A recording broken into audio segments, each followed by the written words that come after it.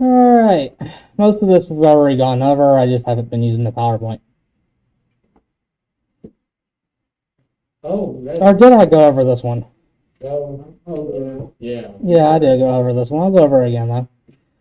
So a chemical bond is a force that holds atoms together and creates a compound with new properties which are different from the individual elements. Sodium explodes when mixed with water. Chlorine turns into hydrochloric acid when ingested, or put on your skin, or mixes with water. But NaCl is table salt.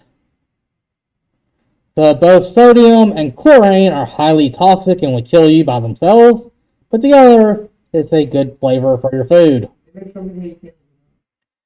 So chemical bonds form because of the oppositely charged atoms called ions. So the reason they stay together is because they have different charges. That charge is that force pulling them together is very strong.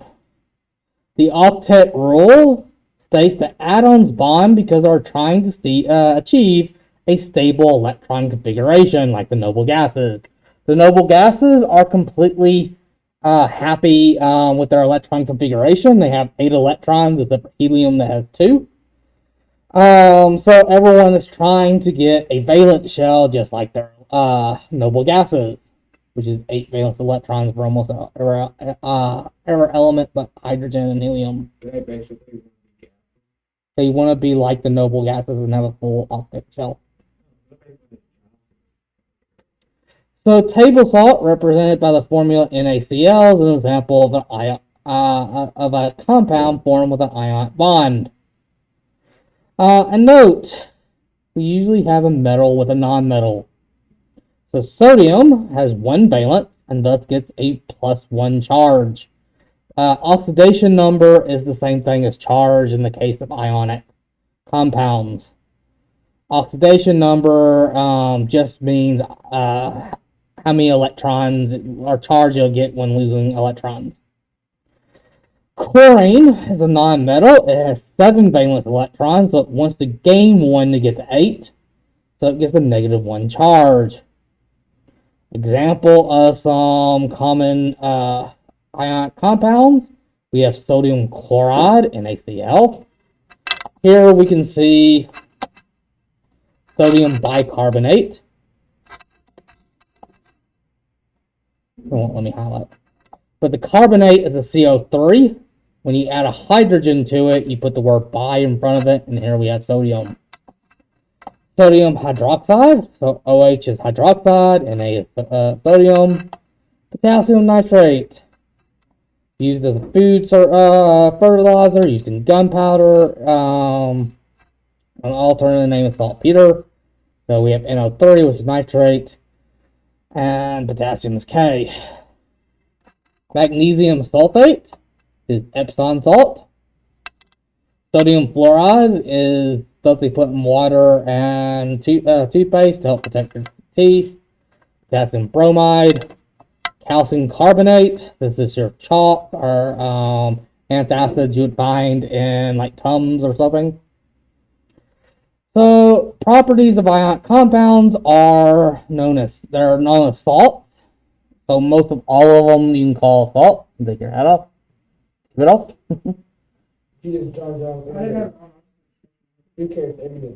You're supposed to have.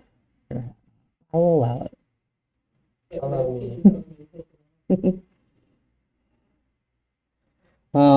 A single entity is called a formula unit.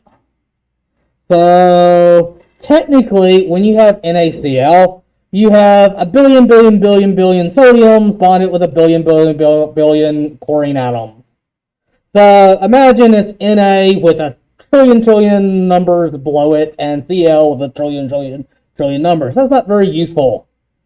What is useful is the smallest possible molecule of salt, which would be NaCl. One sodium and 1 chlorine. And this one single formula unit has the same properties as a giant big crystal. If you could taste the single molecule, it would taste salty. Almost all of them exist as solids at room temperature, and almost all of them easily dissolve in water. They exhibit a crystal structure. That's what makes them a salt. By the way, y'all remind me about 5 minutes before the bell rings. I was going to pass out the rock candy to the top 15 people in all my classes. I want to talk to him. I ended up with more than I thought. They exhibit a crystal structure, so they have high melting and boiling point.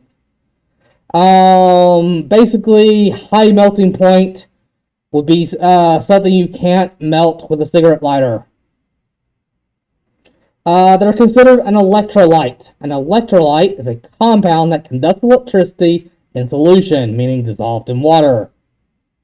And they have high electronegativity differences between the ions. So the ones on the right are very high, the ones on the left are very low. By the way, did y'all know that pure water can't conduct electricity? And keep your mask up, Thomas. I think I said it multiple times. Wait, the map? Pure water can't conduct electricity, yes. So, Brian fuses, why they like, I don't know, that doesn't make sense to me. What? Fuses, like, when you light them, they do that. They're like, What do you mean? spark. They're like slow burning, like they have paper with little bits of gunpowder on it is one way of making a fuse. In which case, as the paper burns, usually if you light a piece of paper, if you don't give it enough fuel or oxygen, it'll just die out. Like if I lit the corner of this piece of paper and then put it on the desk, it could spread all the way over, but it's not guaranteed. Sometimes you'll light a corner of a piece of paper. So what they do is they infuse gunpowder in it, which guarantees it'll spread across because gunpowder is easily lightable. And also, like, candles. The candles, the waking. So, if I put my hand in alcohol, like rubbing alcohol, and light it on fire, my hand wouldn't be burning. Eventually, once the alcohol runs away, my hand starts burning. But if I had to pull alcohol, like isopropyl alcohol in my hand and light it on fire, the isopropyl alcohol would be what's burning, and my hand would actually get a little colder. Kinda. So why would my hand actually get colder when it's on fire with the isopropyl alcohol? Because it's taking I'm gonna do it when I go. Don't do it, you'll burn yourself. But I just want to know how long it'll take for the alcohol to, like, go away. So what happens whenever something evaporates? So temperature is the average kinetic energy of all the particles. Which particles do you think leave first?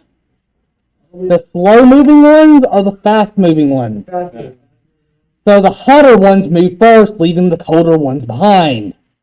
And thus what you're doing when you have isopropyl alcohol on your hand, or when you sweat, that's the reason we sweat, is because it evaporates, is it's going to quickly start evaporating. Now you do get, imagine your hand is a square, you do get heat. Where would all the heat be from? Would it be from the fire? It would actually be from the light. Remember, there are 3 ways. There is conduction. That is when you physically touch the flame. There is, what's the other one? It's not induction. It's not circulation. Convection. That's whenever the hot gases rise up. But if your hand is below it, these hot gases will rise up. And you are not touching the flame, you're touching the alcohol, so none of these will work. The only way your hand would heat up is by radiation. The bright light from the fire can go through the isopropyl alcohol and heat your hand up. So your hand would actually overall get warm.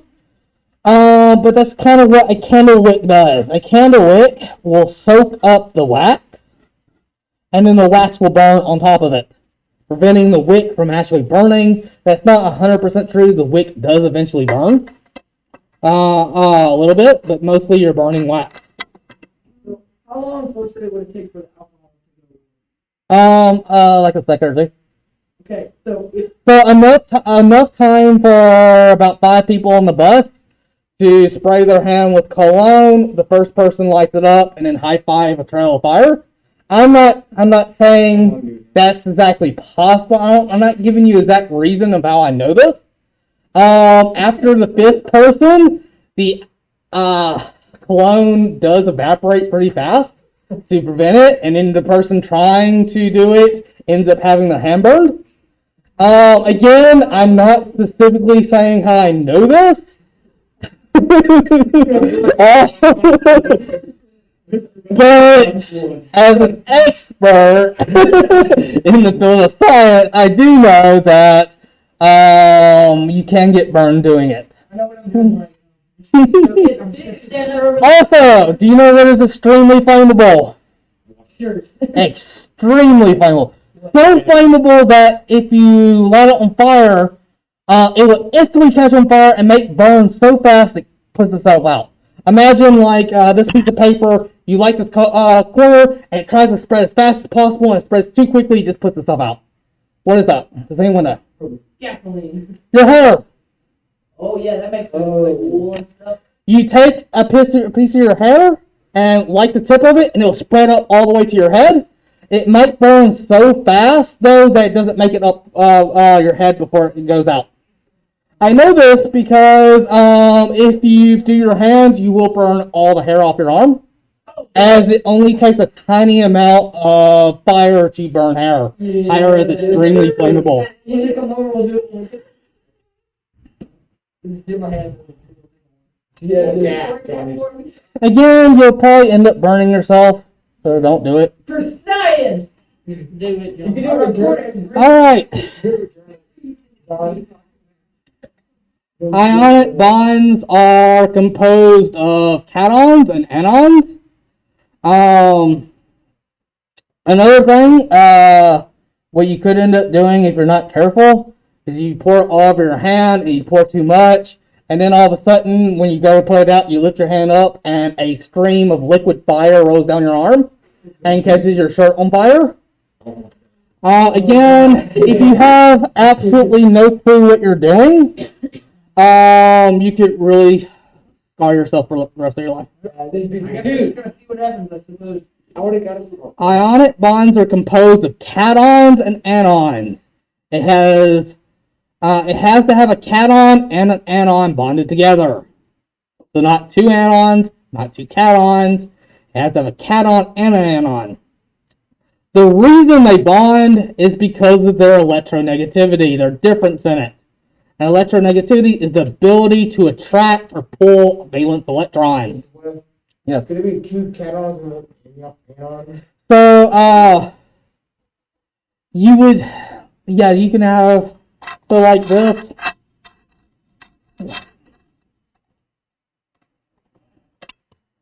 So, you can have magnesium, or, let's do this, Na2. I would say, so you have 2 sodium cations, but it's the same type of cation. Well, we have 2 different cations. But you can't have something like this. You can't have Na and Li and oxygen. That would be 2 different cations. At least for ionic. This would no longer be ionic. What would that be? I'm not sure.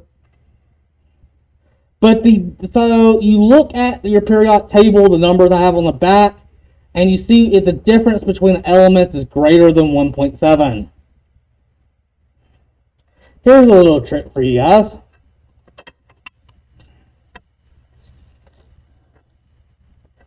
Is this.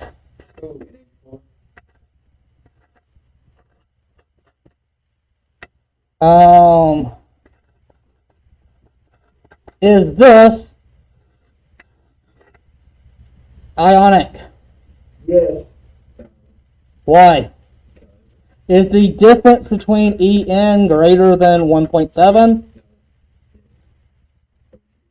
The answer is no. However, you should know that NH4 is a cation, and OH negative is an anion, and thus we have a cation and an anion. When you get the polyatomic, like for example, if you get NaNO3, you cannot use this anymore. Instead, you have to recognize that this is always ionic. Anytime you see NO3, that means it's an ion. And subscripts do not affect the calculation.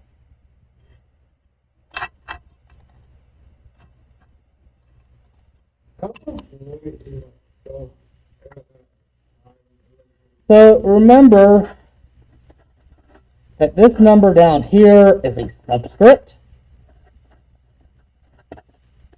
And this number up here is a superscript.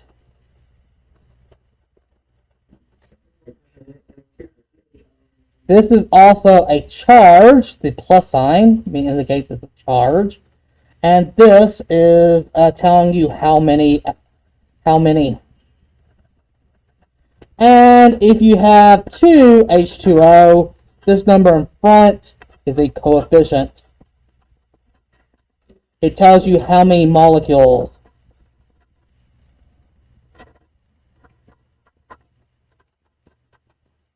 While this tells you how many components.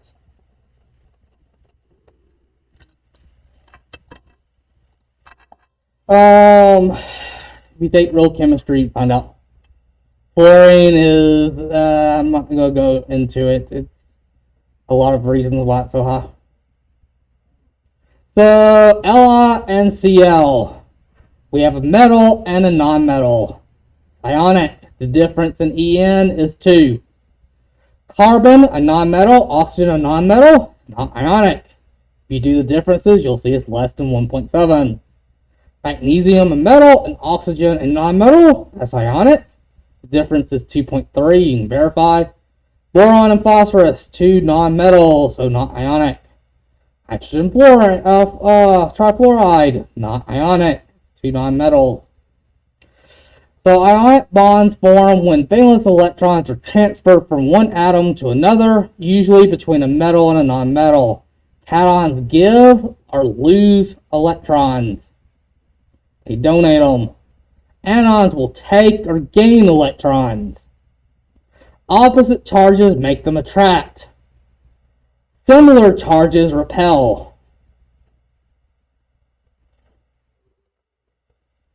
So whenever one of them steals, they start attracting toward each other.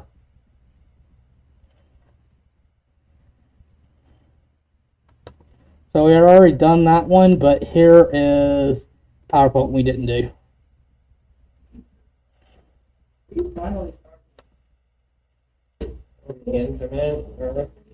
So naming and writing formulas. So sodium and chlorine bond is a 1-to-1 ratio. You all remember Lewis dot structure? So sodium has 1 valence electron, so it would have 1 dot. Chlorine has 7. So there's a gap right there. So you can move it over. And when it becomes a charge, you put it in brackets and put the charge outside of it. So this is, calcium and chlorine would have a 1-to-2 ratio. Calcium has 2 valence, chlorine has 7.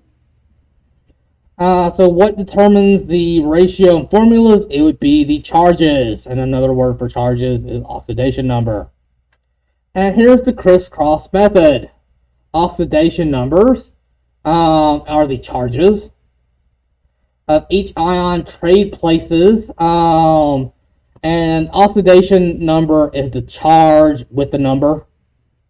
So technically this would be a plus charge and that would be a minus charge, but altogether it's called an oxidation number. So 3 plus would be an oxidation number while the plus would be the charge.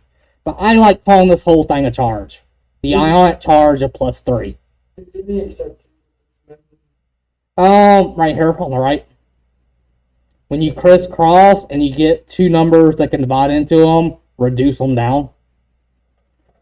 So they must be reduced to the lowest whole number ratio, and ones are not written. So we don't write the 1 here, but we would write the 3 here. Here, I like thinking of it like plus 2 and minus 2 cancel each other out, so you only need 1 of each. I like doing a combination. So magnesium and oxygen, the charges cancel out, so it's a 1-to-1 ratio, so you do MgO. Lithium is plus 1, sulfur is minus 2, so you need 2 lithium for every sulfur, and these ratios are going to get wrong. I really need to fix this PowerPoint. They start making mistakes. So aluminum is plus 3, oxygen is negative 2. Crisscross, the 2 on the oxygen will go to the aluminum.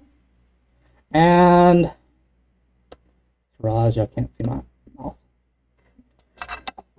The 2 on the oxygen will go to aluminum. The 3 on the aluminum will go to the oxygen.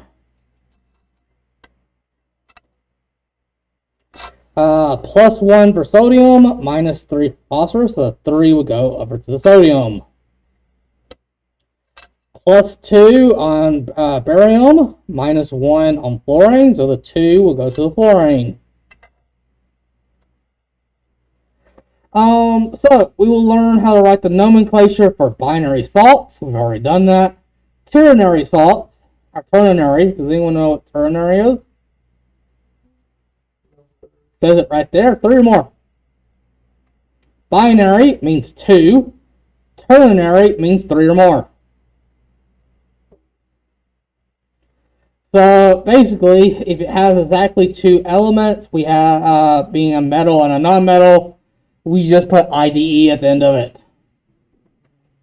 If you have more than 3 elements, that means it includes the polyatomic ion. That'd be like your phosphate, your carbonate. And then salts with multiple oxidation numbers or multiple charges. These can either be binary or ternary and usually includes a transition metal. So when naming binary salts, they contain exactly 2 elements, a cation and an anion. You name the cation with no changes, and you drop the end of the anion and add IDE. So if you have magnesium and chlorine, magnesium is going to be unchanged, but chlorine is going to change into chloride. So magnesium and oxygen makes magnesium oxide. What does lithium and sulfur make? Lithium sulfide. Yeah. Lithium sulfate. No, sulfide. We do IDE for binary. Michael, Thomas, y'all lift y'all thumbs up. And hoodie off. That is cool. What about aluminum and oxygen? Aluminum oxide. Aluminum oxide. What about sodium and phosphorus? Sodium phosphide. Sodium phosphide. What about barium and fluorine? Yeah, so if it's an element for the second part, then you use IDE. If it's a single element, not an oxyion, then you use IDE. So here's some common polyatomic ions.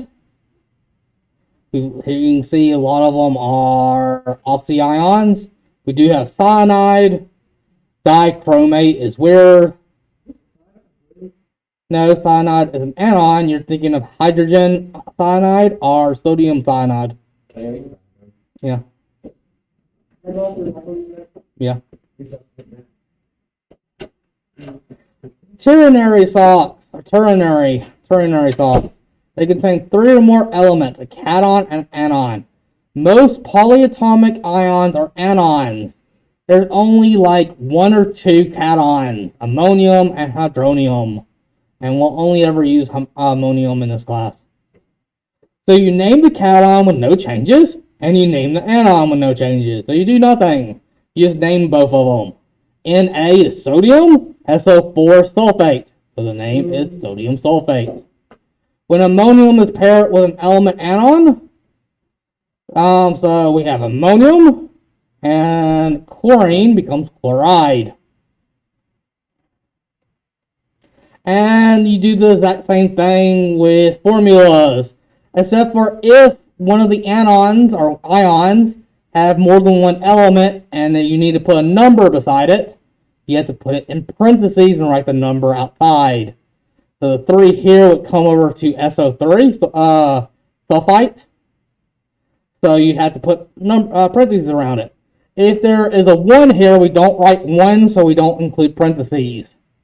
So if you have to put a 1, if you only need 1 phosphate, don't put parentheses around it. But if you have more than 1, you need to put parentheses and put the number on the outside. So calcium and carbonate. Calcium is 2 plus, carbonate is -2. That's a 1-to-1 ratio, so it's CaCO3. The name of it would be calcium carbonate. Barium and nitrate. Barium is +2, nitrate is -1. So the 2's going to come over here to the nitrate, and we have to put it in parentheses, and it's just barium nitrate. Sodium is +1. Phosphate is -3, so the 3 is going to come to the sodium, and this this number is backwards and wrong. So is that one. For some reason, I need to fix this. But you get 3 sodium for every 1 phosphate, and it's called sodium phosphate. Ammonium and sulfur. So I have a +1 and a -2. So the 2 would come over here when you crisscross. So I need 2 ammonium.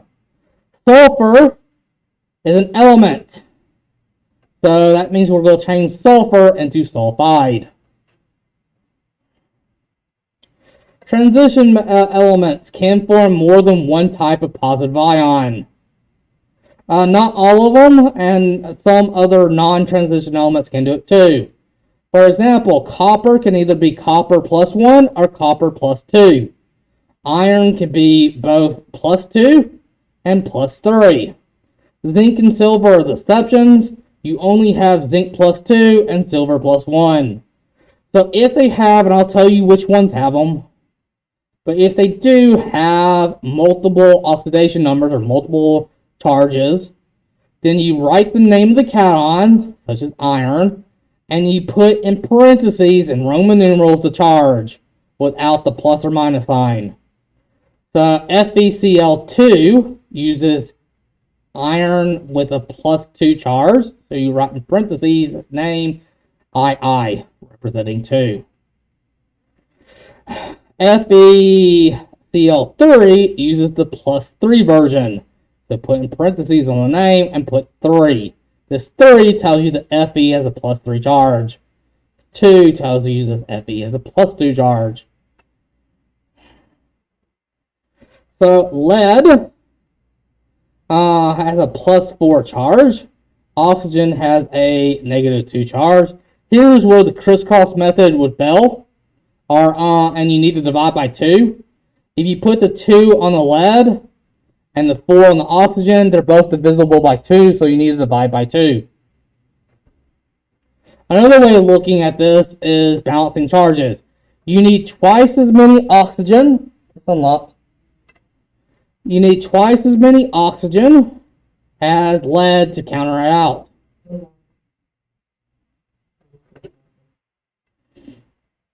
And since we used lead 4, we have to put in parentheses IV. Cobalt hydroxide. So cobalt +3. That means we need 3. So this 3 would come over the hydroxide, so it'd be COOH3. And we put the charge in Roman numerals, so it'd be cobalt 3 hydroxide.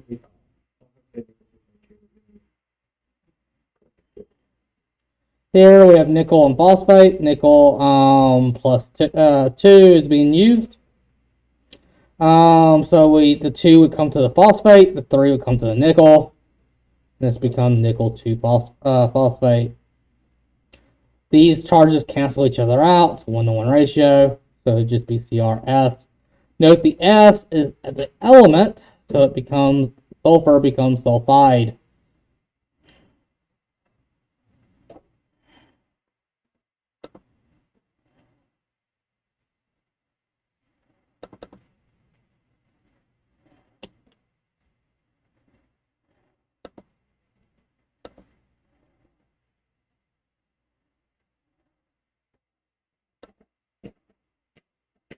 I don't think this is going to be on the test.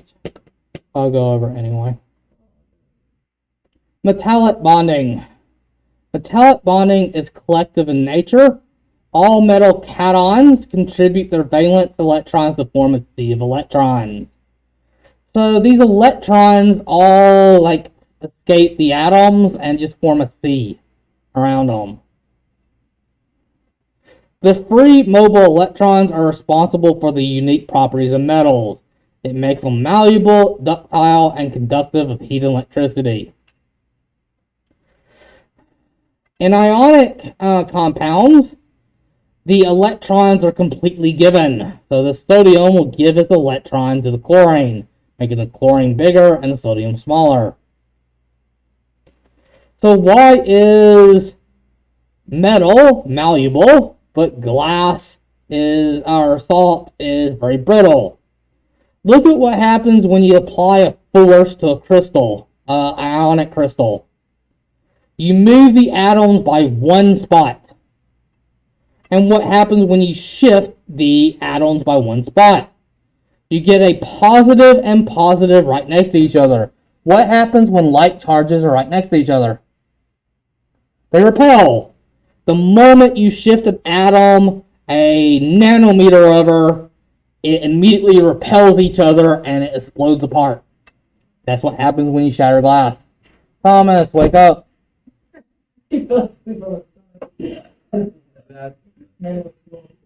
What happens to metal? Well, they're all positive. They're all repelling each other, but the sea of electrons keeps them together. When you move them over, nothing really changes. The electrons act as glue. That's the reason why metal can be bent and shaped, while crystals cannot. And I'm not going to go over acids until next time, probably. It has its own naming.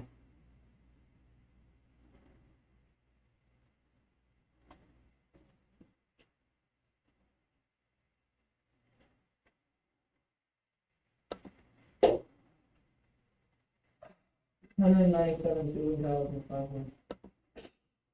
Over how many? 197. I also counted the fraction of the one on the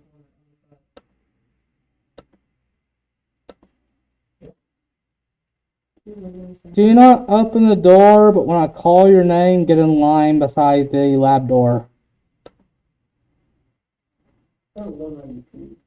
Daniel! Go. What's 15 come from? Michael!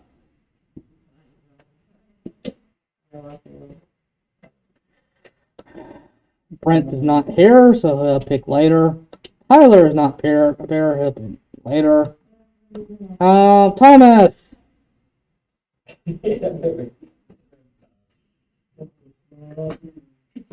Gets up. It's almost time for basketball season again. Come on. Alexa!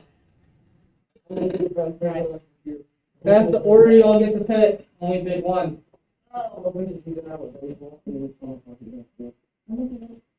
Yeah, we'll go straight like you do. More than a top album, they will. I filled this. Yeah. They're very fragile, so that's all. I can keep.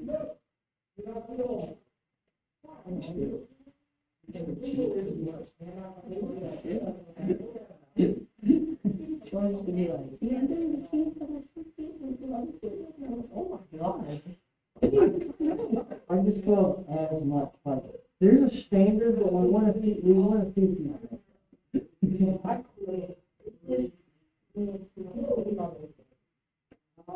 You said you don't have to go to the one.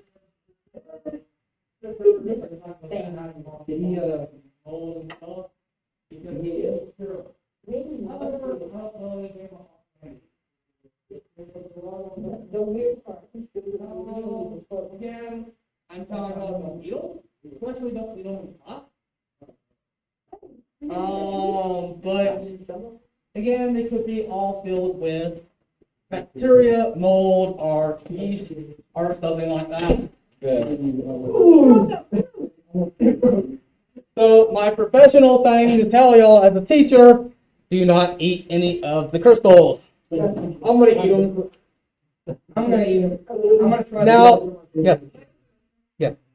About the ones that have the little ring on top, I didn't want to touch them and break it off, but you can. I just kept it on because that's more sugar and crystals. I'm just saying. already. I made it eat it out of it and inside the rice. The ones that got one, y'all should really look at it and look at how the crystals formed on it. Are we allowed to open it? and look? Y'all can open it. It is sugar and very sticky, but it should have dried up. I couldn't touch it and feel it because I didn't. Well, to me, it feels like a lot. Yeah. It sounds like one. That's because of the pure crystal. I wouldn't know. This is actually making a super saturated solution and letting it fall in a solution like that makes the crystals very, very pure. How dark were those liquids? Dark. And how dark was the crystals? Almost none of the food color got into the crystals. That is because when you crystallize something like this, the crystal becomes very pure. Only a tiny amount of color actually gets into it. Well, at least I know I passed. Basically, the people who pass. Good job. That was my one test.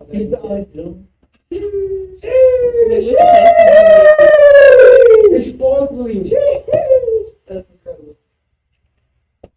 50K going now. Come on. Starting with 50K. You gotta peek to both sides. Check it out. Ice. That's cool.